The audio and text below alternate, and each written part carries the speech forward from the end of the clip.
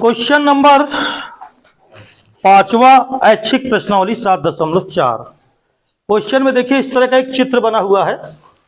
यहां पर P Q are एक त्रिभुज है, यहां पी लिखा हुआ है तो पी क्यू आर एक त्रिभुज है। ऊपर से भी निशान लगे हैं इस तरह, ये ऐसे 3 है 4 है, इस तरह बने हुए हैं 5 6 7 इस तरह ये, तो ये निशान लगे हुए हैं। कह रहा है क्वेश्चन में, देखिए क्या कहा गया है, पहले क्वेश्चन को पढ़ लो। कृष्णा नगर के एक सेकेंडरी स्कूल में कक्षा 10 के विद्यार्थियों को उनके बागवानी क्रियाकलाप के लिए एक आयताकार भूखंड दिया गया। गुलमोहर की पौध को परस्पर 1 मीटर की दूरी पर भूखंड की परिसीमा पर लगाया जाता है। इस भूखंड के अंदर एक त्रिभुजाकार घास लगा हुआ लान है। तो ये त्रिभुजाकार एक लाना है जिसके अंदर घास लगी हुई है। यहाँ इसके अंदर क्या लगी है? घास लगी है। ये तो कह रहा है जैसा कि आकृति में दिखाया गया है, विद्यार्थियों को भूखंड के शेष भाग में फूलों के बीज बोने हैं। जो बाकी जो बचा भाग उसमें उसको फूलों के क्या बोना है? बीज। एको मूल बिंदु मानते हुए त्रिभुजों के शीर्षों के निर्देशांक। तो भाषा तो बहुत बड़ी लिखी है लेकिन क्वेश्चन जो है बहुत आसान है, क्योंकि इसमें आपको निर्देशांकों की पहचान करना है कि भुज क्या है और कोटि क्या है। तो जो पहला नंबर का क्वेश्चन है, फर्स्ट नंबर, उसमें कहा है एको मूल बिंदु मान लो तुम, एको मूल बिंदु मानते हुए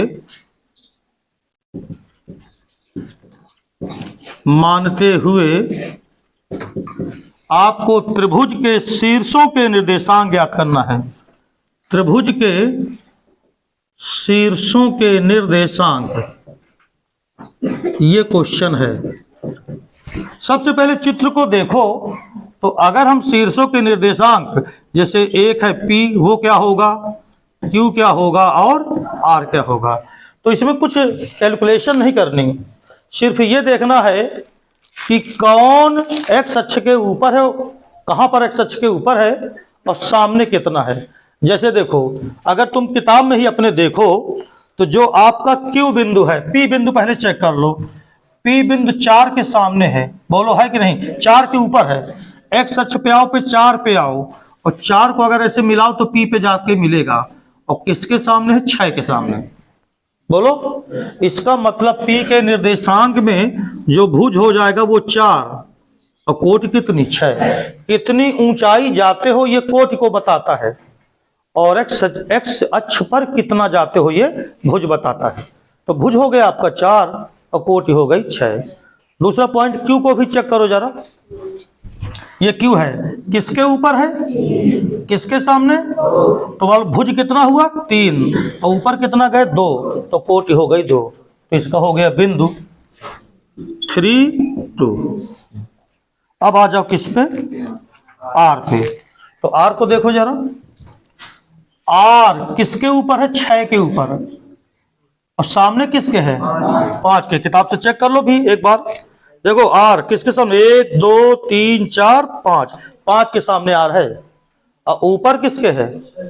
6 के। तो बोलो इसके निर्देशांक 6 5। तो भैया आपका देखो, जितना तुम्हें चित्र बनाने में समय नहीं लगेगा उसका 1/10वां भाग आपको इसके निर्देशांक लिखने में लगेगा। क्यों? क्योंकि चित्र से आपको सिर्फ ये चेक करना है कि किसके ऊपर है तो वो भुज हो गया और किसके सामने है वो क्या हो गई? कोटि। तो पहला आंसर तो ये आ गया।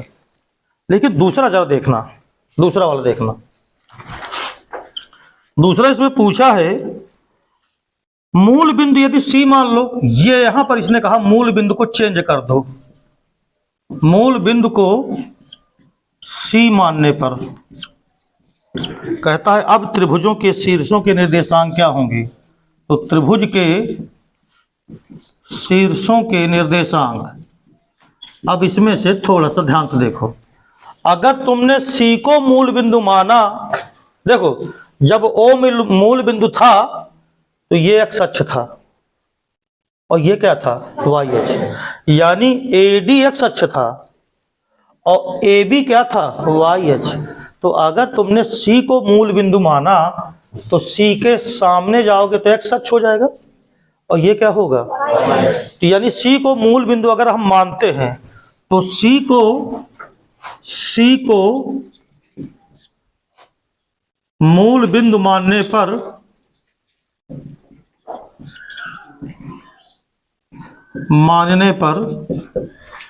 कौन एक्स अक्ष का काम कर जाएगा, सी बी एक्स अक्ष तथा वाई अक्ष कौन हो जाएगा, तो सी डी वाई अक्ष के रूप में होगा।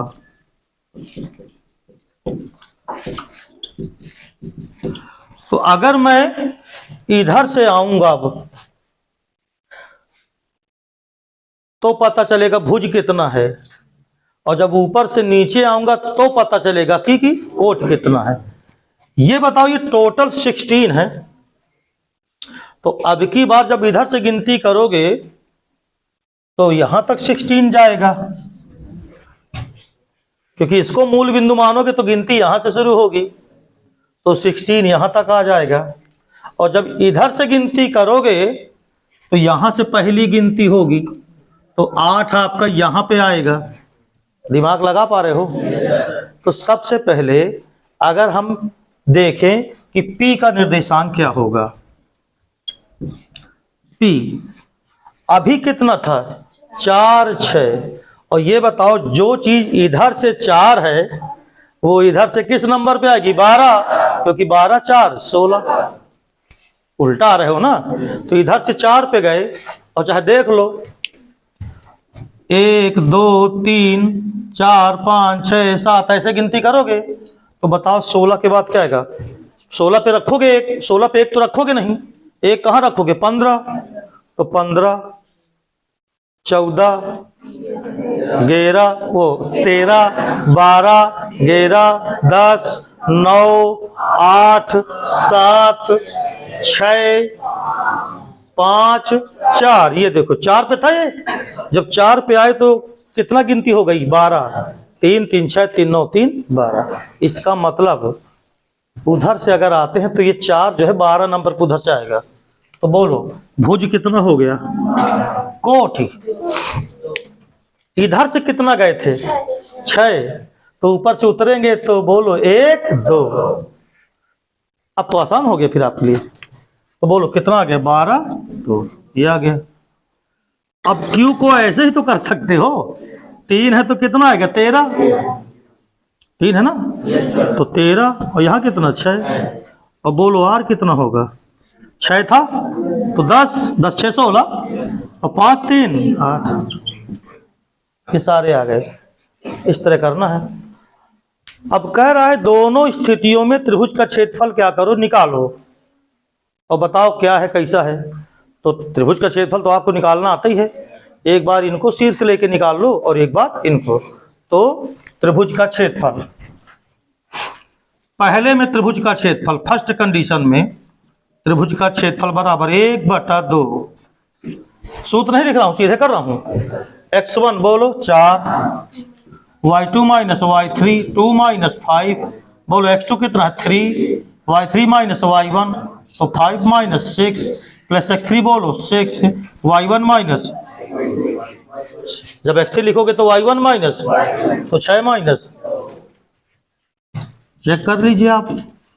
चलो एरिया निकाले जरा, 1/2, 2 में 5 निकालो, -3 और -3 का गुणा करोगे -12, 5 में 6 गए, माइनस का कितना 3, 6 चौको 24 बराबर 1/2, 24 में 15 निकाल दो 9, तो 9/2 यूनिट स्क्वायर, राइट है। चेक कर लेना अपना, जब एक बार हम लगा लेते हैं तो फिर हमें बिंदु देख लेना चाहिए। तो दूसरी स्थिति में त्रिभुज का क्षेत्रफल, आओ इसमें जरा निकाले 1/2। देखो यहाँ गलती धोखे से क्या हो जाती है कि जहाँ y2 लिखना है वहां धोखे में y3 लिख जाता है, और कोई गलती हो नहीं सकती, गुणा भाग तो आपको आता ही है, बस वही चेक कर लेना ध्यान से। हाँ, त्रिभुज का क्षेत्रफल 1/2। अब इसमें लेना भैया, x1 बोलो 12, y2 माइनस y3 तो 6 minus 3, x2 13, y3 minus y1 तो 3 माइनस 2, x3 कितना है 10, y1 माइनस y2 तो 2 minus 3, y2 minus y1 minus y2 तो 2 माइनस 6। ये देखो यहीं पर थोड़ा बहुत मिस्टेक होती है। 1/2, 6 में 3 निकालो, 3 12 ताई, और धन का कितना 13, माइनस का कितना 40, 36 और 13 49 हुआ, 49 में 40 निकालो तो 9/2 यूनिट। तो ये बताओ, चाहे आप सी को मूल बिंदु मान के चलो, चाहे ए को मूल बिंदु मान के चलो, त्रिभुज तो वही है ना। तो त्रिभुज का क्षेत्रफल कभी अलग अलग थोड़ी आएगा। तो वही चीज वो साबित करवा रहा है कि अगर मूल बिंदु बदल भी दोगे तो भी त्रिभुज का क्षेत्रफल सेम आएगा। क्वेश्चन नंबर, अब देखो आप 6वां, एक त्रिभुज ABC के शीर्ष ए दिया है 4 6, बी दिया है 1 5 और सी दिया है 7 2। भुजाओं AB और AC को क्रमशः D और E पर प्रतिच्छेद करते हुए एक रेखा इस प्रकार खींची गई है कि AD upon AB equal to AE upon AC दिया है 1/4। तो कह रहा है त्रिभुज ADE का क्षेत्रफल परिकलित कीजिए और इसकी तुलना त्रिभुज ABC के क्षेत्रफल से कीजिए। प्रमेय 6.2 और प्रमेय 6.6 का स्मरण कीजिए। तो स्मरण तो मैं तुम्हें अभी कराता हूँ 1 मिनट में। पहले आप ये सोचो कि त्रिभुज ABC के जो शीर्ष दिए हैं उनको हम पहले चित्र में दिखा लेते हैं। एक त्रिभुज इस तरह बना है, देखो, नाम है इसका ABC। शीर्ष दिए हैं, ए के दिए हैं 4 6, तो ये हो गया 4 6। पी का शीर्ष दिया है 1 5, तो यहाँ 1 5 मैंने लिख दिया, देखो। और सी का दिया है 7, 2। ये त्रिभुज ABC के शीर्ष दे दिए गए हैं। कह रहा है AB और AC को, तो एक भुजा AB ये हो गई और AC ये हो गई, इसको क्रमशः D और E पर प्रतिच्छेद करते हुए एक रेखा ऐसी खींची गई है,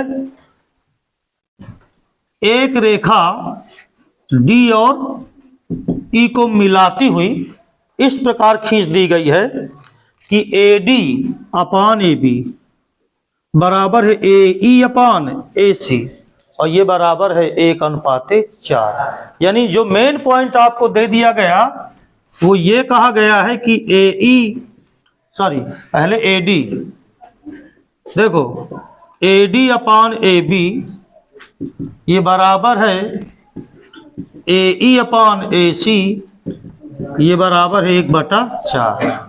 ये बताओ,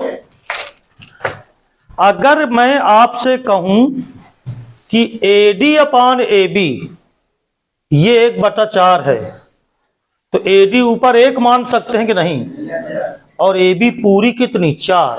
तो अगर ये 1 है और ये पूरी 4 है तो ये कितना हो गई 3।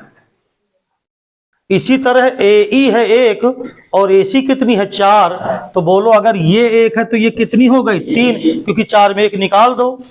इसका मतलब ये हो गया कि हमको उसने बता दिया कि AD का जो अनुपात है DB के साथ बराबर वही अनुपात है AE का EC के साथ, वह बराबर है अनुपात 1:3। टोटल अनुपात 4 था, यहां से लेके यहां तक 4 था। अगर ऊपर का एक अनुपात निकाल दे तो जो बचेगा वो 3 अनुपात तो बचेगा। अब मैं क्या करूंगा कि D के बिंदु निकाल लूंगा। अच्छा बताओ, ये अनुपात मालूम हो गया कि ना हो गया?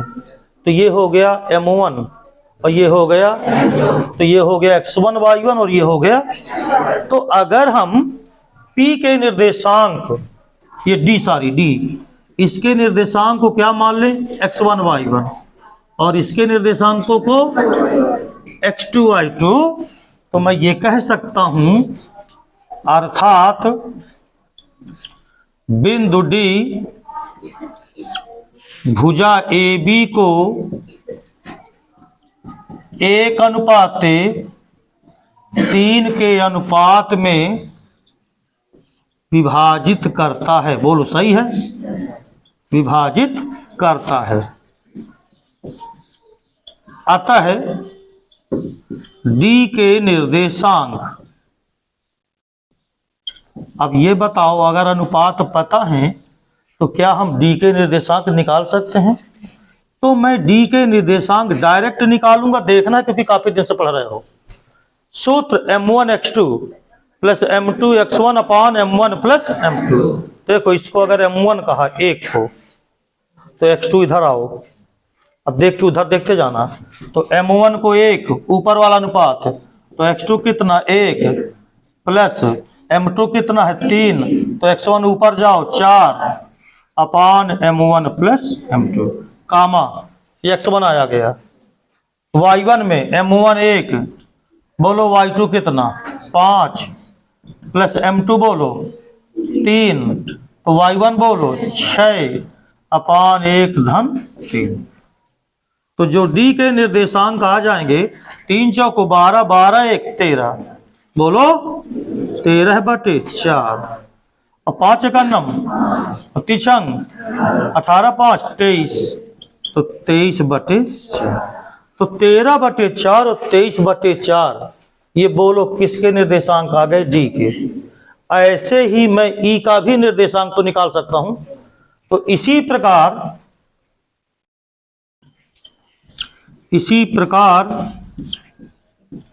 ई के निर्देशांक,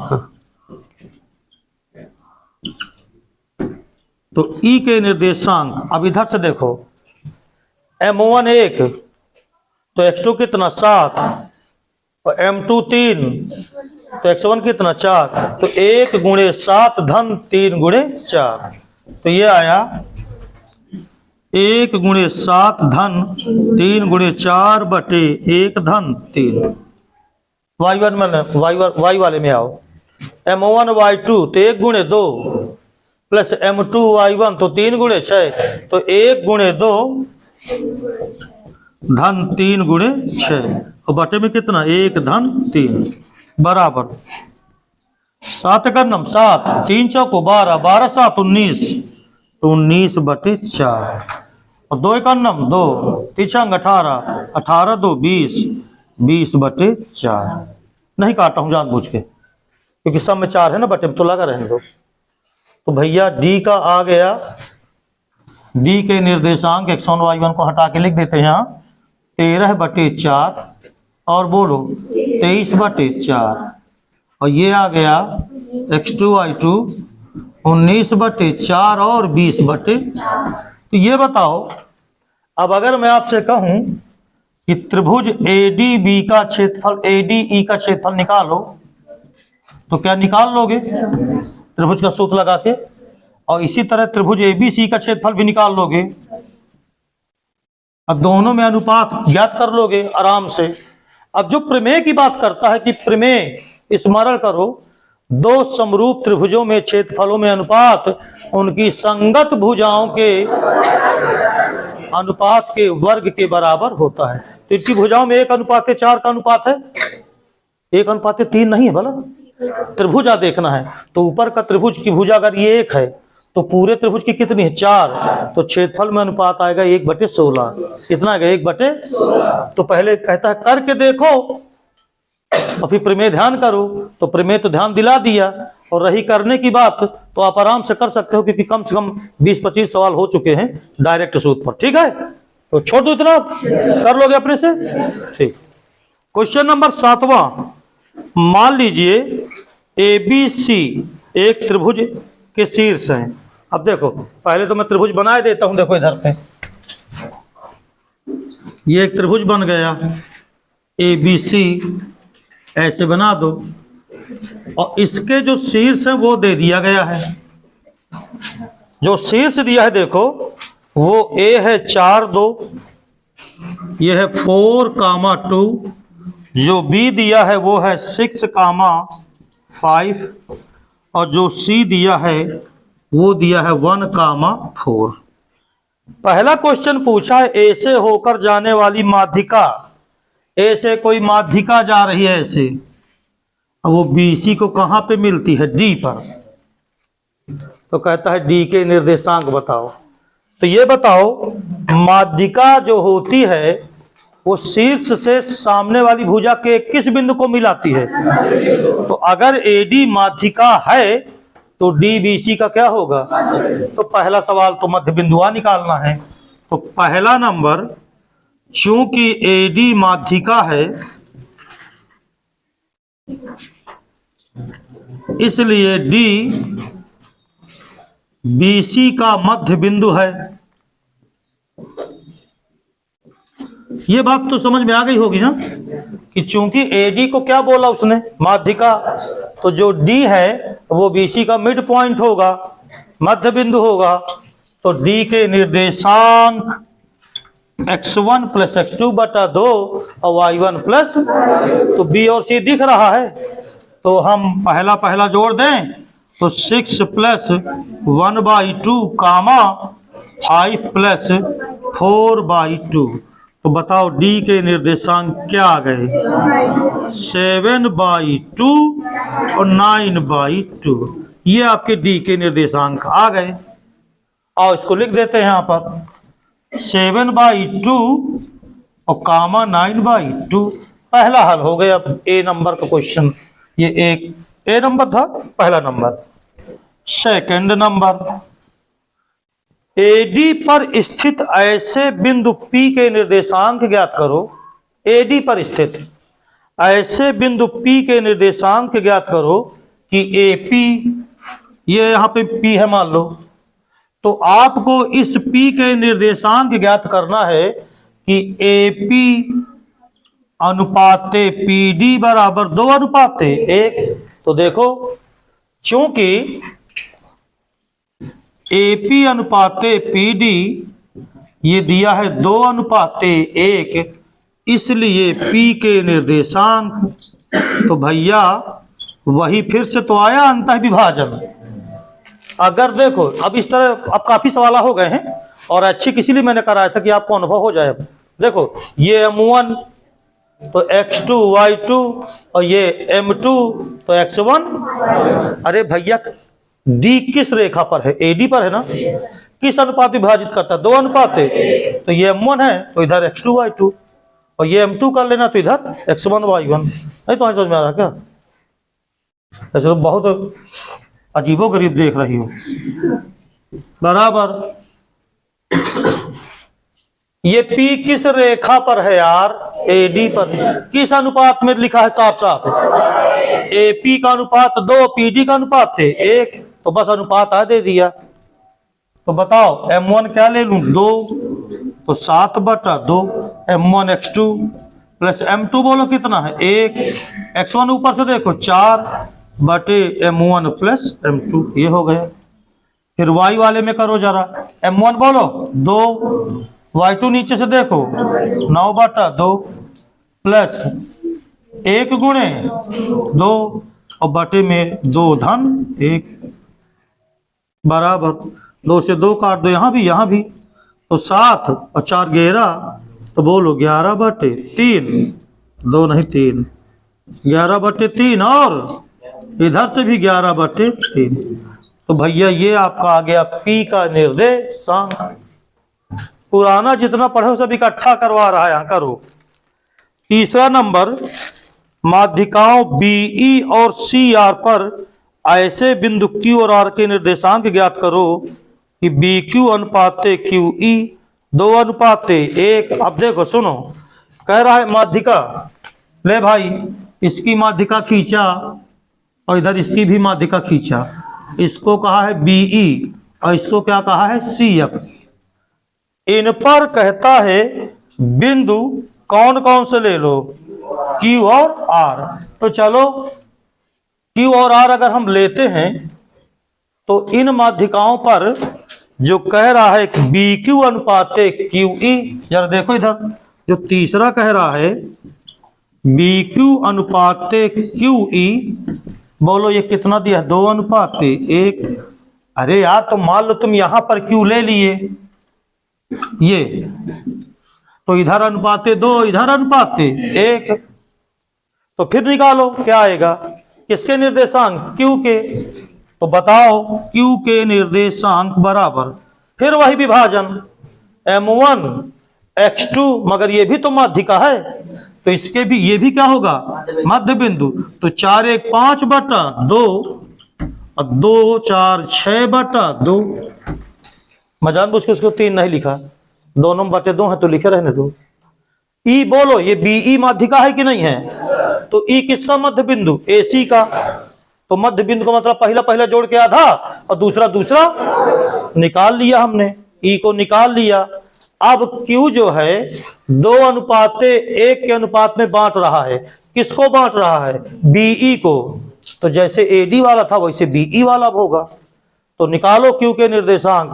बोलो m1 कितना? 2, उधर से x2 5 बटा 2 प्लस m1 बोलो 1, तो गुणे 6 बटा 2, 6 बटा 2 का मतलब 3। ले भाई 6 बटा 2 का मतलब 3 बटे m1 प्लस m2, तो 2 धन 1। दूसरे वाले में आ जाओ, m2 1, ये 1,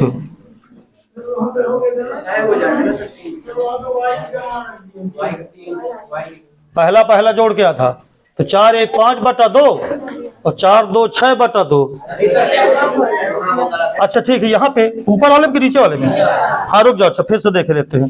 m1 गुणे x2 5 बटा 2 प्लस m2 1 x,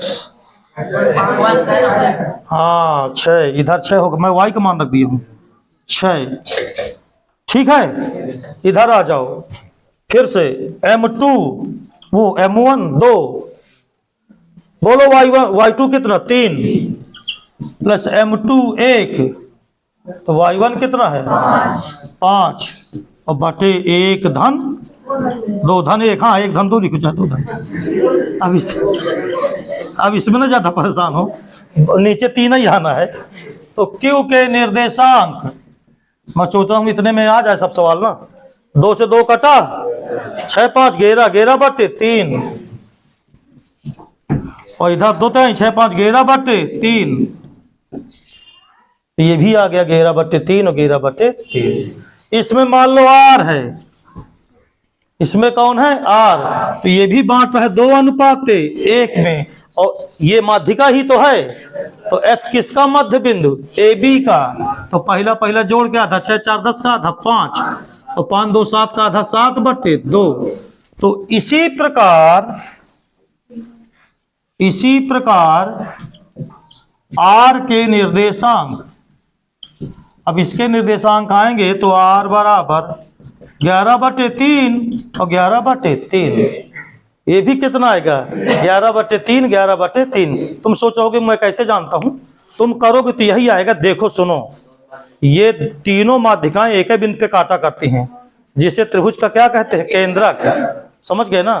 और वो होता है x1 plus x2 plus x3 बटा 3 और y1 प्लस y2 प्लस। तो इस प्रकार हम ये कह सकते हैं कि चूंकि P Q R तीनों समान हैं, आता है तीनों के निर्देशांक क्या है? समान। आता है ये एक ही बिंदु होंगे, आता है ये एक ही बिंदु होंगे तथा इसे त्रिभुज का केंद्रक कहा जाता है। इसी के साथ ये सवाल समाप्त। तो आज इसका आखिरी क्वेश्चन, ऐच्छिक भी समाप्त हो जाएगी। बिंदुओं ए बी सी और डी से एक आयत बनता है। पी क्यू आर एस भुजाओं के मध्य बिंदु हैं। तो क्या चतुर्भुज पी क्यू आर एस एक वर्ग है? तुमको करना क्या है, मैं इसको लगाऊंगा नहीं। एक आप आयत बना सकते हो, बोलो। उस आयत के सारी चीजें जो यहां दी हैं उन्हें आप आयत में दिखा दो। वर्टिक्स, शीर्ष को आप आयत में दिखा दीजिए। तो मैं तुम्हें बता रहा हूं कैसे। देखो इधर, अब आप आराम से इसको लगा सकते हो। देखो कह रहा P Q R S A B C D एक आयत है। आपने इस तरह एक ए बी सी डी आयत बना दिया, ऐसे ये आयत हो गया। इस आयत को नाम दिया ए बी सी डी। तो ए बी सी डी ये हो गया। कह रहा है ए है -1 -1, तो -1 -1 हो गया। -1 4 बी है, सी है 5 4 और डी है आपका 5 -1। बस मेरी बात सुन लो थोड़ा सा। इसकी भुजाओं के मध्य बिंदुओं को मिलाया गया, इसको कहा गया पी क्यू आर एस, और इसको ऐसे मिला दिया गया। तो कह रहा है क्या ये वर्ग बनता है? अब अगर ये वर्ग बनेगा बेटा तो इस चारों भुजाएं आपस में बराबर होंगी और दोनों विकर्ण भी क्या होंगे? बराबर होंगे। तो बहुत आसानी से सिद्ध कर सकते हो। कैसे? सुनो, पहले P किसका मध्य बिंदु है? ए बी का। तो पहला जोड़ के आधा, तो ये आ गया -1 और ये आ गया 3/2। -1 -2, उसका आधा किया -1 और -1 में 4 जोड़ो तो -3/2। इसी तरह आप इसको मध्य बिंदु निकाल लेना, इसको भी मध्य बिंदु निकाल लेना और इसका भी मध्य बिंदु। तो तुम क्या करना, सभी के मध्य बिंदु निकाल लेना, पी क्यू आर और एस। इसके बाद पी क्यू के बीच दूरी निकालना, क्यू आर निकालना, आर एस निकालना और पी एस निकालना। देखना चारों बराबर आएंगी और दोनों विकर्ण भी क्या करना? बराबर आएंगे। अगर नहीं आए तो समचतुर्भुज, और अगर विकर्ण बराबर आ गए तो वर्ग। तो क्या तुम दो बिंदुओं के बीच की दूरी का सूत्र लगा करके ये भुजा निकाल लोगे? तो छोड़ दूं आपके लिए। बहुत बहुत थैंक यू। समाप्त।